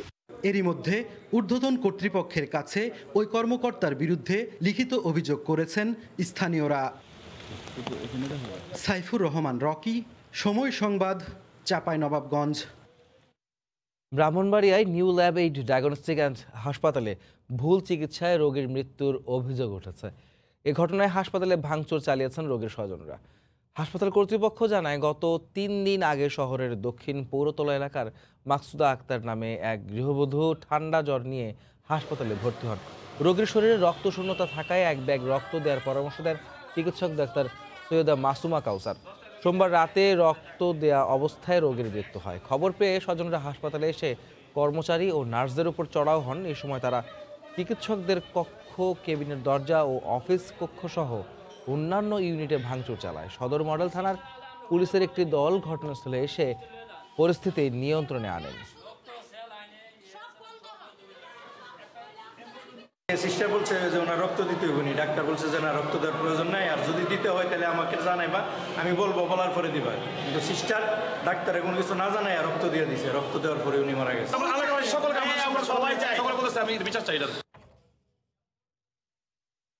রাজধানীর মৎস্য ভবন মোড়ে রাস্তা পার হওয়ার সময় যাত্রীবাহী বাসের ধাক্কায় এক নারী নিহত হয়েছেন। আহত হয়েছেন তার মেয়ে। এ ঘটনায় মালঞ্চ পরিবহনের চালককে আটক করেছে পুলিশ। জব্দ করা হয়েছে ঘাতক বাসটি। রেজিয়া খাতুন দাঁতের চিকিৎসার জন্য গ্রামের বাড়ি পাবনা থেকে ৫-৬ দিন আগে ঢাকায় আসেন। কাজ শেষ করে মেয়েকে নিয়ে বোনের বাসায় মিরপুরে যাওয়ার কথা ছিল, কিন্তু মৎস্য ভবনের মোড়ে সড়ক দুর্ঘটনা কেড়ে নেয় রেজিনার প্রাণ। গুরুতর আহত অবস্থায় মেডিকেলে রয়েছেন মেয়ে। স্বজনরা জানান, সোমবার বিকেলে ছেলে আবুল হাসান নিজেই মা ও মেয়েকে মৎস্য ভবন মোড়ে নিয়ে যায় গাড়িতে উঠিয়ে দেওয়ার জন্য। সে সময় মালঞ্চ পরিবহনের একটি বাস দ্রুত গতিতে এসে তাদের চাপা দেয়। আহত অবস্থায় তাদের দুজনকে উদ্ধার করে ঢাকা মেডিকেল কলেজ হাসপাতালে নিয়ে গেলে রেজিয়া বেগমকে চিকিৎসক মৃত ঘোষণা করেন। বার কাউন্সিলের সামনে রাস্তা পার হওয়ার সময় এখন একটা বাস, মানে মিরপুরগামী বাস মনে হয়, বাস চাপা দিয়েছে আর কি। চাপা দিয়ে আমার মা তো স্পটেই মনে করেন মানে কথা বলতেছিল, আমি ঢাকা মেডিকেলে আনতে আনতে মনে হয় মারা গেছে। আর আমার ছোট বোন পাওয়াটাও মানে ক্ষতিগ্রস্ত হয়েছে। আহত রিনা দুই পায়েই আঘাত পেয়েছেন। মালঞ্চ পরিবহনের নিচে রোড পারাপার হইতে গিয়ে তারা গাড়ির নিচে পড়ে যায়। মেয়ে চিকিৎসাধীন আছে, তার অবস্থা আশঙ্কাজনক। এদিকে ঘাতক বাসটি জব্দ ও এর চালককে আটক করা হয়েছে। শাহরিয়ার জামান দ্বীপ, সময় সংবাদ, ঢাকা। ভোর থেকে ক্রেতা বিক্রেতার হাঁক ডাকে মুখর সিরাজগঞ্জের রায়গঞ্জের চান্দাইকোনা সবজির বাজার। বিভিন্ন স্থানের খেতে উৎপাদিত টাটকা সবজির পসরা বসিয়েছে এই বাজারে। এই বিষয়ে জানাতে সেখানে আছেন সহকর্মী রিঙ্কু কুন্ডু। সরাসরি চলে যাচ্ছে তার কাছে। ভোর থেকে ক্রেতা বিক্রেতার হাঁক ডাকে মুখরিত সিরাজগঞ্জের রায়গঞ্জ উপজেলার চান্দাইকোনা পাইকারি সবজির হাট। এখানে বিভিন্ন প্রকার সবজির ভোর থেকে আমরা দেখছি যে কৃষকরা তাদের উৎপাদিত মাঠ থেকে এই সবজি নিয়ে আসছে। আমরা দেখেছি যে এখানে শীতকালীন বেশ কিছু আগাম সবজি কিন্তু উঠেছে। যেমন শীতকালীন আগাম সবজির মধ্যে যদি আপনাকে একটু বলি যে ফুলকপি দেখেছি, আমরা দেখেছি যে বাঁধাকপি কিন্তু এখানে এসেছে, সিম এসেছে এবং বিভিন্ন শীতকালীন আগাম সবজি এখানে আসতে শুরু করলে কিন্তু এগুলোর দাম একটু বেশি বলে জানিয়েছেন আমাদের কৃষকরা। কারণ যেহেতু পরপর কয়েক দফা বন্যায় জেলায় কিন্তু বেশ কিছু শাকসবজির ক্ষেত কিন্তু ক্ষতিগ্রস্ত হয়, কিন্তু এই সবজির দামগুলো বেড়েছে। আমি আপনাকে একটু যদি জানাই যে লাউ বিক্রি হচ্ছে এখানে বিভিন্ন সাইজের 30 থেকে 40 বা 50 টাকা দরে এই সবজির পাশাপাশি কিন্তু এখানে বেশ কিছু আসলে আমরা যদি বলি যে আলু বিক্রি হচ্ছে 42 থেকে 45 টাকা, মরিচ বিক্রি হচ্ছে 190 টাকা কেজি দরে। মরিচের দামটা একটু বেশি। পটল বিক্রি হচ্ছে 50 টাকা কেজি দরে। বেগুন বিক্রি হচ্ছে 40 টাকা। সিম বিক্রি হচ্ছে 100 টাকা কেজি দরে। ফুলকপি 60 থেকে 80 টাকা বিভিন্ন প্রকার ভেদে, এবং কাঁচা পেঁপে দেখেছি আমরা 10 টাকা কেজি। আদা বিক্রি করে হচ্ছে 60 টাকা কেজি। এরকম কিন্তু আসলে বিভিন্ন প্রকার সবজি রয়েছে। পাশাপাশি আমরা লাউ শাক দেখেছি, আমরা লাল শাক দেখেছি, বিভিন্ন প্রকার শাকও কিন্তু এই বাজারে উঠেছে। আমরা যদি আপনাকে আরেকটু দেখাই যে এইখানে বিভিন্ন প্রকার কৃষকের তাদের উৎপাদিত যে সকল সবজি রয়েছে, তারা বিভিন্ন কৃষকের খেতে উৎপাদিত সে সকল সবজি নিয়ে কিন্তু তারা এইখানে এসেছে এবং এখান থেকে ক্রেতারা কিনে নিয়ে যে তারা কিন্তু আসলে খুচরা দামে বিভিন্ন বাজারে বিক্রি করে থাকে। বিভিন্ন প্রকার সবজি এখানে কৃষকরা যেটি বলছে যে তাদের এই উৎপাদিত সবজি আসলে ফরমালিন মুক্ত এবং টাটকা। তারা বলছে যে এই সবজি কিন্তু তারা প্রাকৃতিক উপায়ে আসলে তৈরি করে থাকে এবং কোনো প্রকার ফরমালিন তারা ব্যবহার করে না। আর আড়তদাররা যেখানে পাইকারি যারা বিক্রি করে তারা বলছে যেখানে প্রতিদিনের সবজিগুলো প্রতিদিন সকালে নিয়ে আসা হয় এবং প্রতিদিনই এখানে বিক্রি করা হয়, যে কারণে এখানে টাটকা সবজিগুলো পাওয়া যায়। আমরা দেখেছি যে এই যে রায়গঞ্জ মহাসড়কের দুপাশে কিন্তু এই সবজির হাটটি বসেছে এবং প্রতিদিনই ভোর 6টা থেকে শুরু হয় এবং 9টা পর্যন্ত চলে এই কাঁচা সবজির হাটটি। এখানে বিভিন্ন জায়গা থেকে, বিভিন্ন ইউনিয়ন থেকে যেগুলা ক্রেতা আছে, যারা খুচরা ক্রেতা, তারা এখান থেকে পাইকারি দরে কিনে নিয়ে তারা বিভিন্ন বাজারে খুচরা দামে বিক্রি করে থাকে। আমরা এখানে দেখেছি যে এইখানে এই ভোরের থেকে বিভিন্ন কৃষক তাদের মাঠে উৎপাদিত সব টাটকা সবজিগুলো তারা এখানে নিয়ে এসেছে এবং এখানে কিন্তু আসলে তারা বিক্রি করে থাকে। এই সবজিগুলো কিন্তু বিভিন্ন জায়গায় চলে যায়। তো আমি এই কৃষকদের সাথে কথা বলেছি যে সিরাজগঞ্জে যেহেতু পরপর কয়েক দফা বন্যা হয়েছে, সেই কারণে কিন্তু আসলে সবজির দামটি একটু বেশি। আর সবচেয়ে বেশি যেটি দাম সেটি কিন্তু কাঁচামরিচের দাম কিন্তু অনেকটাই বেশি বলে জানিয়েছেন আমাদেরকে বিক্রেতারা। কাঁচামরিচ কিন্তু 190 টাকা কেজি দরে বিক্রি করা হচ্ছে। তো আমি যদি একটু কথা বলি একজন বিক্রেতার সাথে, আসলে আপনাদের কি কি সবজি এখানে আমদানি হচ্ছে এবং দাম কেমন, কোনটা কেমন বলবেন? এখানে মোজ আমদানি হয়েছে, শসা আমদানি হয়েছে, পটল আমদানি হয়েছে, পিঁপা আমদানি হয়েছে। মরিচ হয়েছে 180 টাকা কেজি, শসা বেচতে 40 টাকা কেজি, পটল বেচতে 50 টাকা কেজি, পেঁয়াজ বেচতে 80 টাকা কেজি। মরিচের দামটা একটু বেশি কেন? মরিচের দাম বেশি, মরিচ আমদানি হইতেছে না, মানে সব ডুবে গেছে বৃষ্টির, চালমাল নষ্ট হয়ে গেছে, দাম একটু বেশি। জি সালেন, আপনি কিন্তু শুনছিলেন যে একজন বিক্রেতা কিন্তু আসলে জানাচ্ছিলেন যে এই কাঁচামরিচ যেহেতু সিরাজগঞ্জে কয়েক দফা বন্যায়, আমি আপনাকে আগেই বলেছি, সেই কারণে কিন্তু কাঁচামরিচের ঝাঁজটা কিন্তু আসলে অনেকটাই বেশি এই হাটে আমরা লক্ষ্য করছি।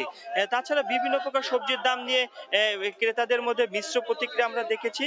তো একটা বিষয় যদি খেয়াল করি যে এইখানে কিন্তু সকলে যেটি বলছে যে এখানে টাটকা সবজি তারা বিক্রি করে এবং ফরমালিন বা বিষ এগুলো কিন্তু আসলে তারা তেমন কিছু কিন্তু আসলে এইগুলা তারা ব্যবহার করে না বলে জানিয়েছেন বিক্রেতা। তো এক কথা বলা যায় যে এই যে ভোর থেকেই ক্রেতা বিক্রেতার হাটটাকে মুখরিত থাকে এই চান্দাইগুনায় সবজির হাট, এবং সকাল 6টা থেকে শুরু হয়ে 9টা পর্যন্ত চলে এই হাটটি। তো এই ছিল সিরাজগঞ্জের সবজির হাট থেকে আমার কাছে সর্বশেষ খবর। সিরাজগঞ্জের রায়গঞ্জের চান্দাইকোনা সবজির বাজারের খবর জানাতে আমাদের সঙ্গে সরাসরি যুক্ত হয়েছিলেন সহকর্মী রিঙ্কু কুণ্ড। এদিকে কাল থেকে শুরু হতে যাচ্ছে ইলিশ ধরার উপর সরকারি নিষেধাজ্ঞা, যার কারণে বাজারে চড়া দামে বিক্রি হচ্ছে মাছ। এই মুহূর্তে কারণ বাজারে পাইকারি মাছের আড়তে আছেন রিপোর্টার জুবাইর ফয়সাল।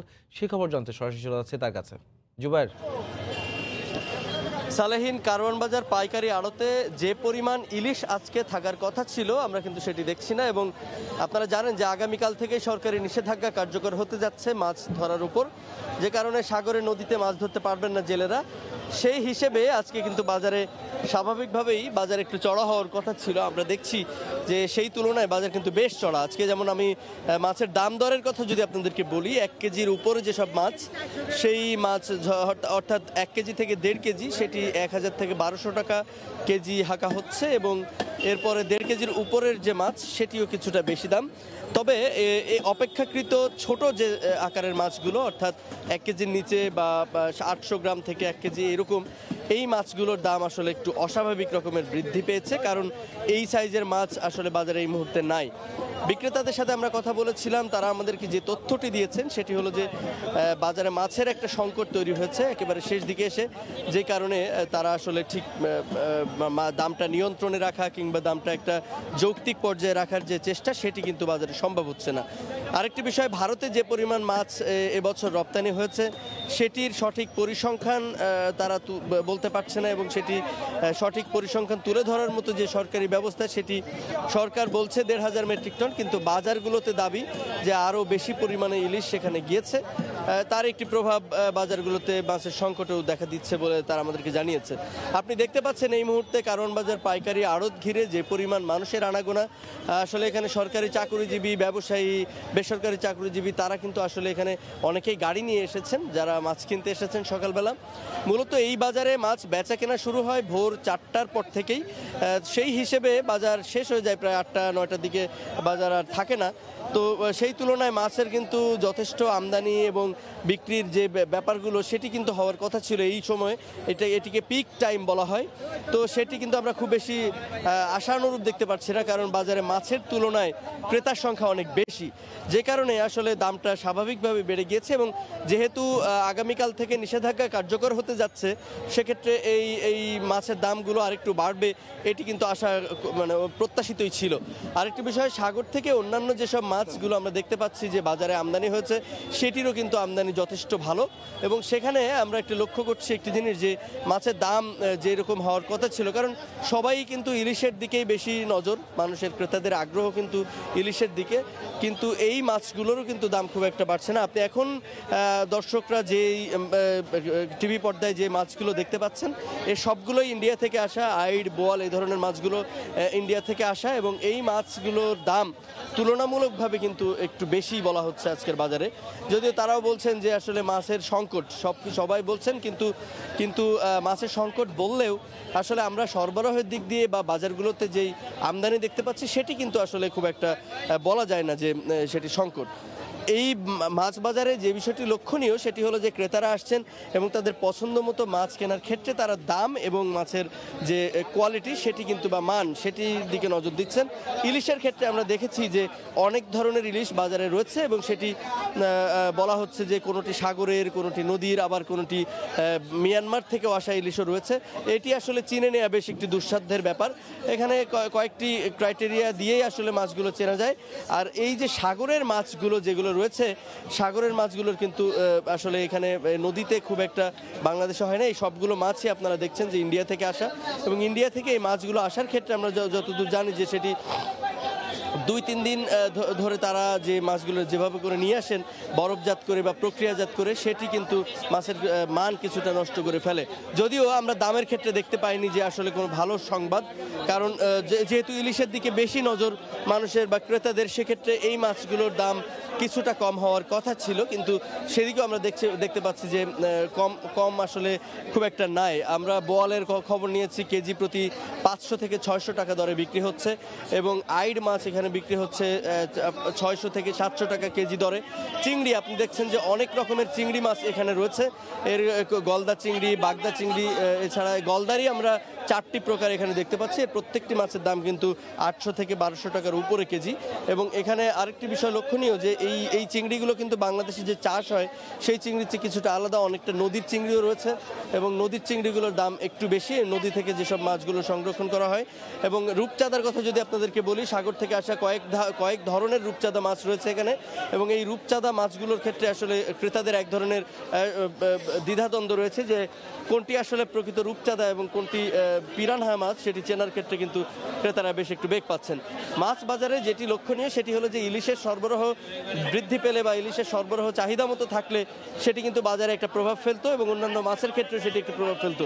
যেহেতু ইলিশের দাম চড়া, সেক্ষেত্রে অন্যান্য মাছের দামও কিন্তু আসলে খুব একটা কম যে সেটি বলার কোনো সুযোগ নেই। তো সালেহীন, আমার কাছে কারওয়ান বাজার পাইকারি মাছের আড়ত থেকে এই ছিল সবশেষ। পরবর্তীতে হয়তো আপনাদেরকে আরও তথ্য দিতে পারবো। কারওয়ান বাজারে পাইকারি মাছের আড়ত থেকে মাছ বাজারের সার্বিক পরিস্থিতি সরাসরি জানাচ্ছিলেন আমাদের সহকর্মী জুবায়ের ফয়সাল। ক্রেতা বিক্রেতায় সরগরম মানিকগঞ্জের আরিচা ঘাটের ঐতিহ্যবাহী দেশীয় মাছের আড়ত। এই মুহূর্তে সেখানে আছেন সহকর্মী মোহাম্মদ ইউসুফ আলী। আমরা সরাসরি চলে যাচ্ছি তার কাছে। ইউসুফ,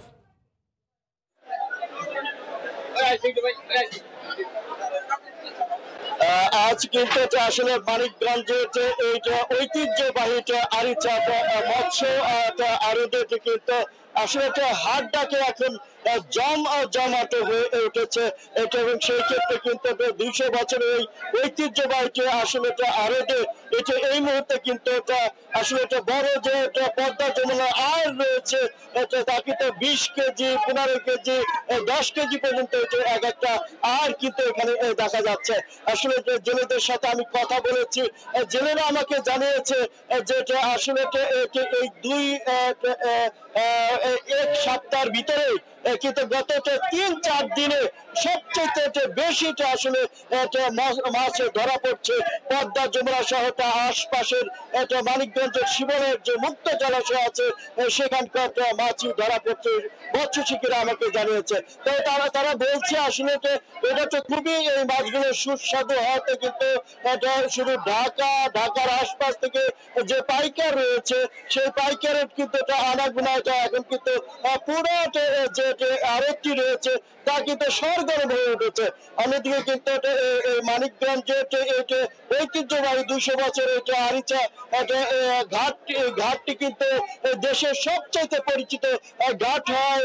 এই ঘাটেই কিন্তু এই মৎস্য কিন্তু শত শত বছর ধরে কিন্তু যে 200 বছরের ঐতিহ্য কিন্তু বহন করছে, যে সেই দিকে কিন্তু শোল, বোয়াল, পাঙ্গাস ছাড়াও কিন্তু আর তারপরে গাইন থেকে শুরু করে বিভিন্ন ট্যাংরা, পুঁটি, মৃগেল, এইসব যে দেশীয় যে সুস্বাদু মাছ, সেই মাছগুলো কিন্তু এখন কিন্তু এই আড়তটিতে জয়লাভ হয়েছে।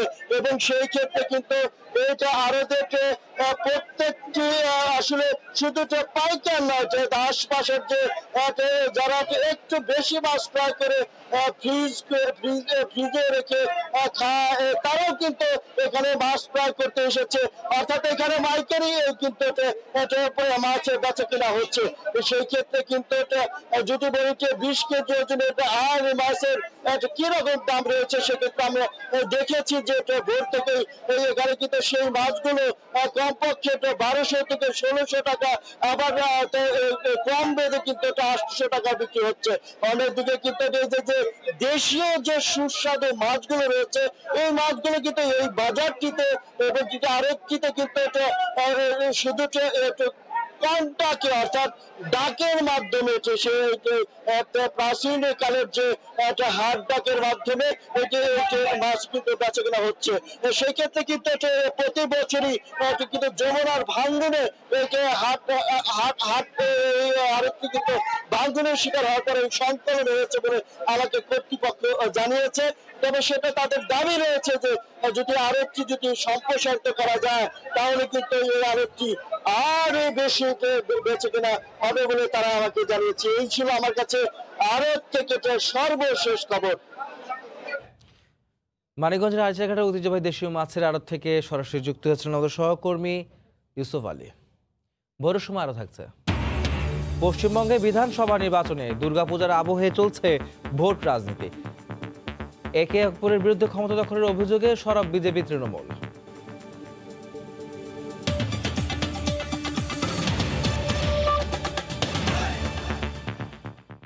বগুড়ায় শত কোটি টাকা হাতিয়ে নেওয়ার অভিযোগে শাশুড়ি খোদ তার জামাই নন্দীগ্রাম উপজেলা আওয়ামী লীগ নেতার বিরুদ্ধে মামলা করেছেন।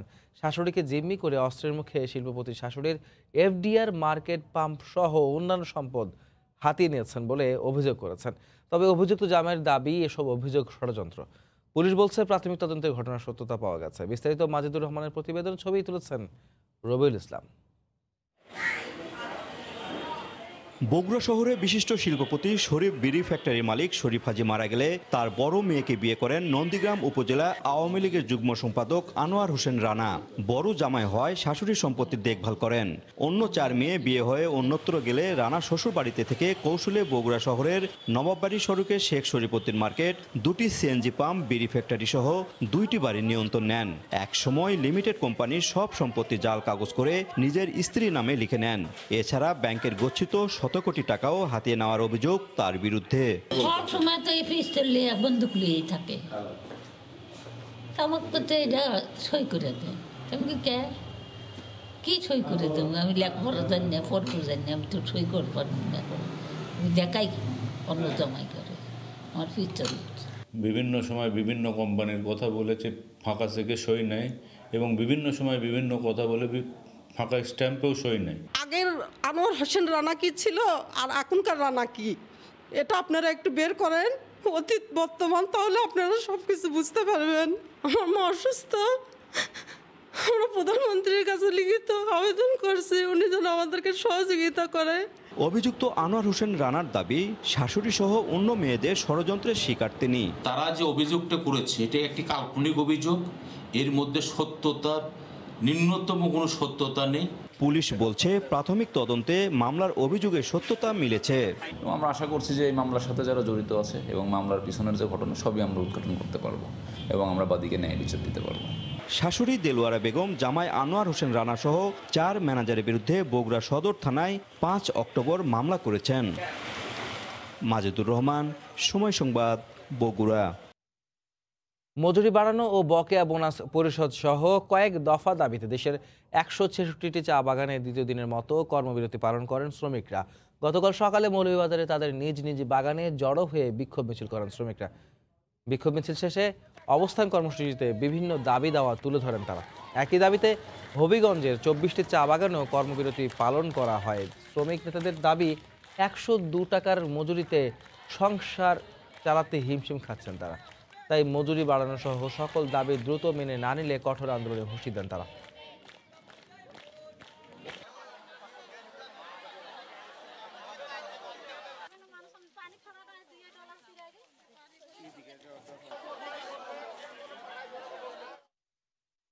রাজবাড়ীতে হড়াই নদী ও গাইজার গাড়া বিলের ওপর আলাদা 3টি ব্রিজ নির্মাণের কাজ বন্ধ রেখেছে ঠিকাদারি প্রতিষ্ঠান। ব্রিজ 3টির পাশে ডাইভারশন সড়ক দিয়ে চলাচল করতে গিয়ে ভোগান্তিতে পড়েছেন বালিয়াকান্দি উপজেলার কয়েক লাখ মানুষ। স্থানীয়রা জানান, জেলা শহর থেকে বালিয়াকান্দি উপজেলার যোগাযোগের একমাত্র সড়ক এটি। 22 কোটি টাকা ব্যয়ে ব্রিজ 3টির কাজ পায় মাইনুদ্দিনবাসী নামের একটি ঠিকাদারি প্রতিষ্ঠান। অর্ধেক কাজের পর দীর্ঘদিন ধরে বন্ধ রয়েছে বাকি অংশের কাজ। এতে ভোগান্তিতে পড়ছেন এখানকার সাধারণ মানুষ।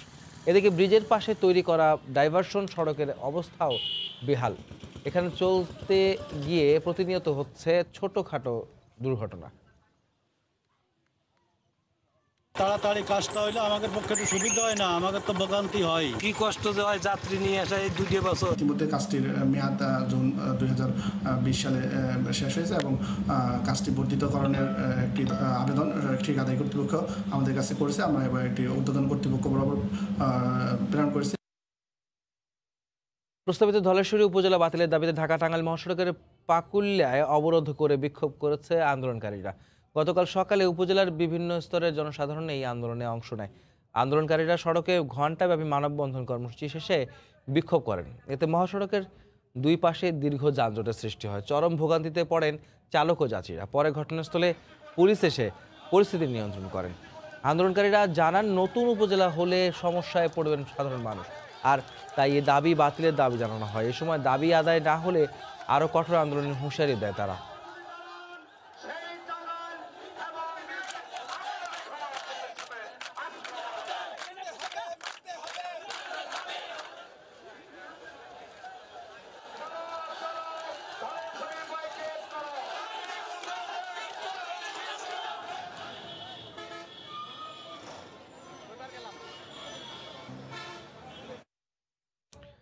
করোনা পরিস্থিতিতে স্থগিত হয়ে যাওয়া স্নাতক চূড়ান্ত পরীক্ষার ফলাফলের দাবিতে গাজীপুরে জাতীয় বিশ্ববিদ্যালয়ের প্রধান কার্যালয়ের সামনে বিক্ষোভ করেছেন শিক্ষার্থীরা।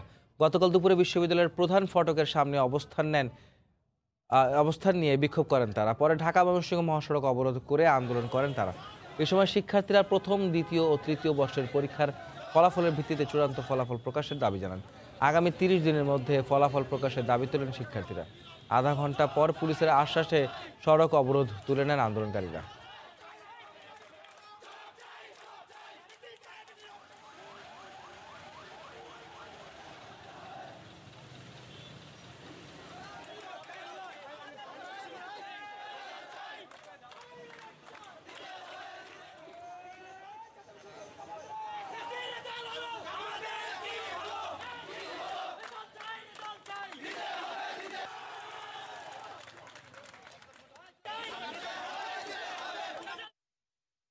ভোরের সময় আরও থাকছে। বিসিবি প্রেসিডেন্টস কাপে আজ তামিম একাদশের বিপক্ষে লড়বে মাহমুদুল্লাহর দল। বিশ্বকাপ জয়ী যুবাদের অনুপ্রেরণা মানছেন তামিম।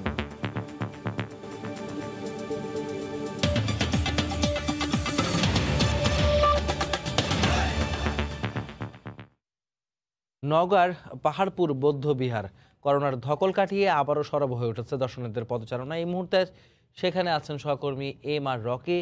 সরাসরি চলে যাচ্ছি তার কাছে। রকি।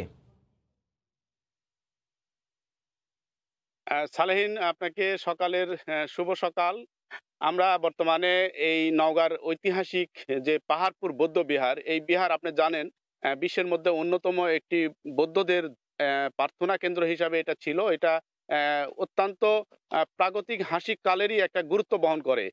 788 খ্রিস্টাব্দ থেকে 810 খ্রিস্টাব্দের মধ্যে এই পাহাড়পুর বৌদ্ধ বিহারটি দ্বিতীয় ধর্মপাল রাজা তিনি এই বিহারের তিনি প্রতিষ্ঠা করেছিলেন। এবং এখানে আসলে এই বিহারের যে মূল তাৎপর্য, এটা একটা জ্ঞান কেন্দ্র হিসাবে ছিল। একসময় রাজাদের একটা জ্ঞানের যে বড় ভান্ডার, সেই এখানে বৌদ্ধ ভিক্ষুরা এখানে ধর্মীয় যে প্রার্থনা, সেখান থেকে কিন্তু এই উৎপত্তি।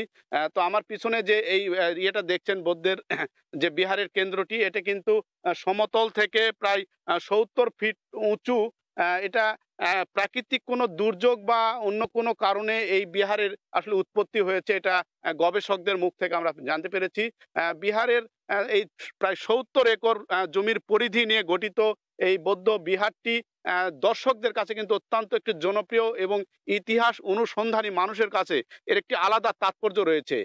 নওগাঁ জেলার এই বদলগাছি উপজেলাতে অবস্থিত এই বৌদ্ধ বিহারটি প্রতি বছর কিন্তু অসংখ্য দেশ এবং বিদেশ থেকে বৌদ্ধ ভিক্ষু থেকে শুরু করে বিভিন্ন দেশের দর্শনার্থীরা কিন্তু এখানে এসে থাকেন এবং তাদের একদিকে জ্ঞানের যে অন্বেষণের জায়গা এবং অনুসন্ধানী একটি দৃষ্টি থেকে কিন্তু রহস্যে ভরা এই বৌদ্ধ বিহারটিকে তাদের কাছে আকর্ষণীয়ভাবে এখনো রয়েছে।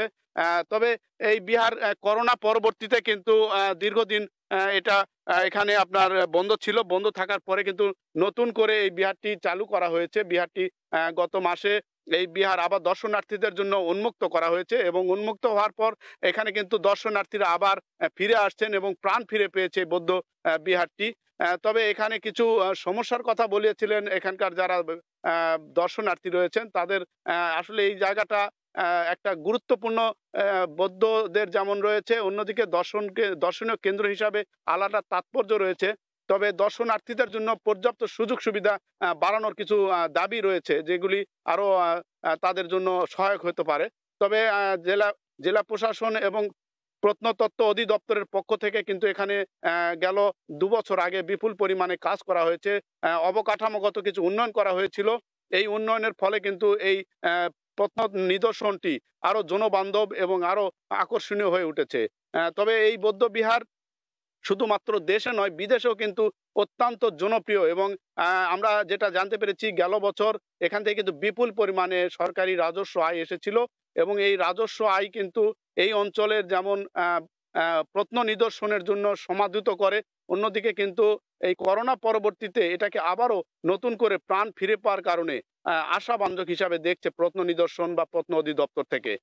তবে এই জায়গাগুলোকে আরো বেশি জনবান্ধব করার ক্ষেত্রে এখানে কিন্তু কিছু কাজ করার দাবি আগেও বলেছি, এখানকার যারা দর্শক আসেন তারা জানিয়েছেন। জেলার এই অত্যন্ত মানে নিদর্শনটি এখানে কিন্তু ঐতিহাসিকদের কাছে একটি গবেষণার কেন্দ্র বলা চলে। এখানে ৭০০ মতো কিছু ভিক্ষু কেন্দ্র রয়েছে। এই বৌদ্ধ ভিক্ষুরা এখানে এসে তারা জ্ঞান রচনা করতেন, জ্ঞান চর্চা করতেন। এই জ্ঞান চর্চা এবং পাশাপাশি তাদের প্রার্থনা কেন্দ্র ছিল। এই প্রার্থনা কেন্দ্রের এই ঘরগুলো কিন্তু আজও মানুষের কাছে একটা রহস্যের কেন্দ্র রয়েছে এবং এই পাশাপাশি যে বৌদ্ধ মঠটি দেখছেন এখানে কিন্তু সমতল থেকে অনেকটা উঁচু, এটা এখনো রহস্যের একটি আধার হয়ে রয়েছে দর্শকদের কাছে। তো সালেহীন, এই ছিল নওগাঁর বদলগাছি উপজেলার এই ঐতিহাসিক পাহাড়পুর বৌদ্ধ বিহারের খবর আমার কাছে। নগর পাহাড়পুর বৌদ্ধবিহার থেকে সরাসরি যুক্ত হয়েছিল আমাদের সহকর্মী এমআর রকি। এবার কলকাতায় পূজা উৎসবের খবর। কোভিড পরিস্থিতি পাল্টে দিয়েছে রোজকার জীবনযাপন থেকে সামাজিক ও ধর্মীয় উৎসব, পড়েছে নেতিবাচক প্রভাব। বিশ্বে দুর্গাপূজার জন্য পরিচিত শহর কলকাতাতেও পড়েছে কোভিড প্রভাব। নামকরা সব মণ্ডপে পূজার আয়োজন হচ্ছে কোনো রকম করে, তবুও স্বাস্থ্যবিধি মেনে যারা মণ্ডপের প্রতিমা দর্শন করবেন তাদের জন্য ন্যূনতম আয়োজনে কোনো কমতি রাখতে চাইছেন না আয়োজকরা। কলকাতা থেকে সেই খবর জানাচ্ছেন সুব্রত আচার্য। দুর্গাপুজোর শহর কলকাতায় শুধু এই শহরের মানুষ নন, আসেন দেশ বিদেশ থেকে লাখ লাখ মানুষ। কলকাতার উত্তরে টালা পার্ক থেকে দক্ষিণের সুরুচি সংঘ কিংবা মল্লিক বাড়ির পুজো থেকে শোভাবাজার রাজবাড়ির পুজো, একদিকে নতুনত্ব, অন্যদিকে ঐতিহ্যকে ধারণ করে ক্লাব ও বাড়ির পুজোর এই আয়োজন। এবার কোভিডের কারণে সবকিছুতেই বড়সড় ধাক্কা লেগেছে। এই পুজোর আয়োজকরা এবার বাইরে থেকে কোনো মণ্ডপ শিল্পী আনেননি। কোভিড বাস্তবতায় নিজেরাই গড়ে তুলছেন তাদের মণ্ডপ। এই করোনা কোভিড-19 মধ্যেও আমরা জনগণকে কোভিড-19 বিধি মেনে আমরা আমাদের প্রতিমা দর্শন করার জন্য আহ্বান করছি। দক্ষিণ কলকাতার হাজরা পার্কের এই পুজো মানেই ভিন্ন কিছু, তবে কোভিড বাস্তবতাকে পাশে রেখেই এবারও তাদের মতো করেই চেষ্টা করেছেন আয়োজকরা। যেহেতু এবারে খোলা মেলার টোটাল ব্যাপারটা রয়েছে, তার জন্য মণ্ডপটাকে টোটাল আলাদা করা হয়েছে, আর প্যান্ডেলের যে এরিয়াটা থিমের সেইটা কিন্তু পুরো একটা 30 ফুট রাস্তার মধ্যে দিয়ে লোক যেতে ওপেনভাবেই দেখতে পাবে। যাতে কারোর অসুবিধে না হয়। কোভিডের কারণে কলকাতা সহ এর আশপাশের এলাকায় পুজোর সংখ্যা কমেনি একটিও, কিন্তু কমছে সাড়ম্বরতা। তবে প্রশ্ন উঠেছে এরই মধ্যে, যেখানে কলকাতা পশ্চিমবঙ্গের সবচেয়ে কোভিড সংক্রমিত এলাকা, সেখানে পুজোর জনজোয়ার এই সংক্রমণ আরও ছড়িয়ে পড়বে না তো? সুব্রত আচার্য, সময় সংবাদ, পশ্চিমবঙ্গ, ভারত। দীর্ঘ স্থবিরতা কাটিয়ে আবারও প্রাণ ফিরেছে পর্যটন শহর হিসেবে খ্যাত স্পেনের মাদ্রিদে। সারা বিশ্বে লকডাউনের কড়াকড়ি শিথিল হওয়ায় স্থানীয়দের পাশাপাশি পর্যটকরাও পাড়ি জমাচ্ছেন শহরটিতে। স্পেন প্রতিনিধি সাইফুল আমিনের তথ্য ছবিতে রিপোর্ট। ফুটবলের শহর হিসেবে স্পেনের মাদ্রিদ পরিচিত হলেও পর্যটন স্থানের দিক থেকেও শীর্ষে রয়েছে শহরটির অবস্থান। সমুদ্র সমতল থেকে 635 মিটার উচ্চতায় অবস্থিত এটি ইউরোপের সবচেয়ে উঁচুতে অবস্থিত রাজধানীগুলোর মধ্যে একটি। খুব সুন্দর একটি দেশ, এখানে এসে খুবই ভালো লাগছে, আবারও আসতে চাই।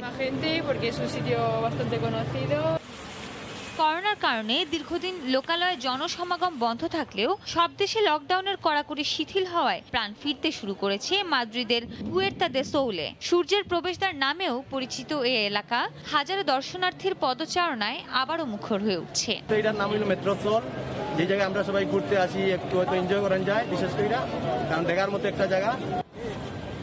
স্পেনের একটি আংশিক স্বায়ত্তশাসিত অঞ্চলের মর্যাদা দেয়া হয়েছে মাদ্রিদকে। প্রাকৃতিক সৌন্দর্য আর ঐতিহ্যবাহী স্থান ও স্থাপনার শহরটিকে সমৃদ্ধ করতে প্রতিনিয়তই অবদান রেখে যাচ্ছেন এখানকার বাসিন্দারা। সময় সংবাদ, স্পেন। পাহাড়, সমুদ্র সৈকত আর সবুজ বনানীতে ঘেরা আটলান্টিক তীরের শহর গলওয়ে। ছিমছাম গোছানো পরিকল্পিত এই নগরীর প্রত্যেক পরতে পরতে রয়েছে আধুনিকতার ছোঁয়া। পরিকল্পিত বনায়ন যেন সবুজের চাদরে ঢেকে দিয়েছে শহরটিকে। আর তাই 2017 সালে ইউরোপীয় ইউনিয়ন কর্তৃক ইউরোপের সেরা সবুজ শহরের খেতাব পেয়েছে গলওয়ে। আয়ারল্যান্ড থেকে সৈয়দ জুয়েলের রিপোর্টে বিস্তারিত। 1170 সালে ব্রিটিশরা পূর্ব আয়ারল্যান্ড আক্রমণের পরে 1232 সালে রিচার্ড ডি বার্গ এই গলওয়ে অঞ্চলটি নিয়ে নিয়েছিল। তবে মূল শহরটি প্রতিষ্ঠা হয়েছিল 1300 শতাব্দীতে। 720 বছরের পুরনো শহরটিতে প্রবেশ করলে চারদিকে সবুজের সমারোহ ও শহরের ভেতরে ও শহর সংলগ্ন বেশ কয়েকটি সৈকত এর সৌন্দর্য বাড়িয়েছে বহুগুণ। ইউরোপের ভেতর জীববৈচিত্র্য, বর্জ্য নিঃসরণ, উন্নত সুয়ারেজ ব্যবস্থা, জমির সঠিক ব্যবহার, শহর ও শহরের বাইরে সঠিক বনায়ন এনে দিয়েছে 2017 সালে ইউরোপীয় ইউনিয়ন কর্তৃক ইউরোপের সেরা সবুজ শহরের খেতাব। আর তাই আয়ারল্যান্ডে যারা ভ্রমণে আসেন, আটলান্টিকের তীরের শহরটি থাকে তাদের পছন্দের তালিকায় শীর্ষে। ইউরোপের সবুজ শহর গলওয়ে থেকে সৈয়দ জুয়েল, সময় সংবাদ।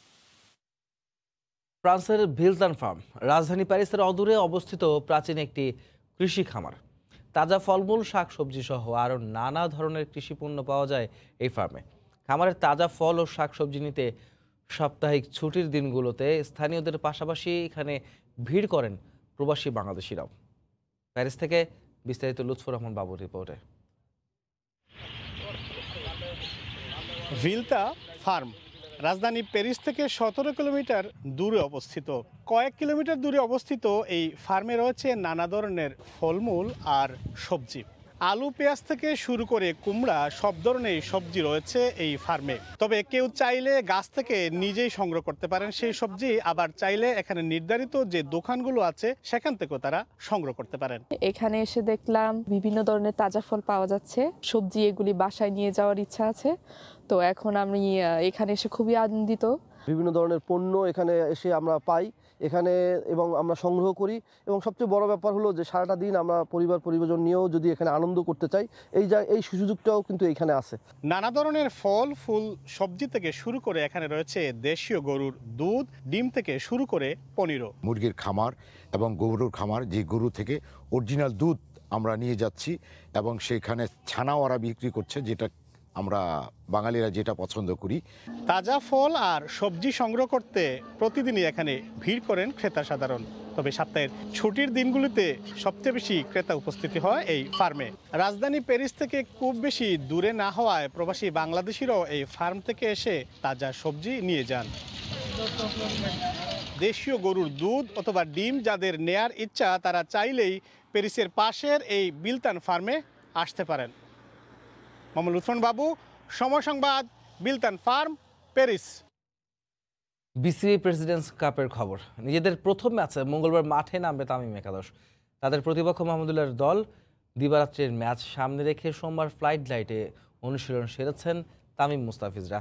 স্কোয়াডের অনূর্ধ্ব 19 বিশ্বকাপ জয়ী ক্রিকেটারদের কাছ থেকে অনুপ্রেরণা খুঁজছেন অধিনায়ক তামিম। এদিকে এদিন বিশ্রামে ছিলেন মাহমুদুল্লাহরা। মিরপুর শেরি বাংলা জাতীয় স্টেডিয়ামে ম্যাচটি মাঠে গড়াবে দুপুর 1:30টায়। নাম বিভ্রাটে তামিম ইকবাল। প্রেসিডেন্টস কাপের জন্য বিসিবি যে দল সাজিয়ে দিয়েছে সেখানে তার দলে কি ইচ্ছে করেই তানজিদ হাসান তামিমকে রেখেছে বিসিবি? টুর্নামেন্টে এই দুজন একসঙ্গে নামবেন ওপেনিংয়ে। দুজনেই লম্বা ইনিংস খেললে কতবার যে ধারাভাষ্যকারের কণ্ঠে উচ্চারিত হবে তামিমের নাম তা কে জানে। জুনিয়রকে নিয়ে মধুর সমস্যায় সিনিয়র তামিম। আরেক তামিমের সাথে আমি ওপেন করব, তা আপাতত খুব আমরা একটু কনফিউজ হয়ে যাচ্ছি, বিকজ এতদিন তো ধরেন আমাকে ম্যাক্সিমাম সবাই তামিম ভাই করে ডাকে, তো এখন অনেক তামিম তামিম করে ডাকে, তো দুজন আমাদের তাকাইতে হয় সবার দিকে। তো আমি বলছি যে ওকে যদি অন্য কোনো নামে ডাকা যায় তাহলে ভালো।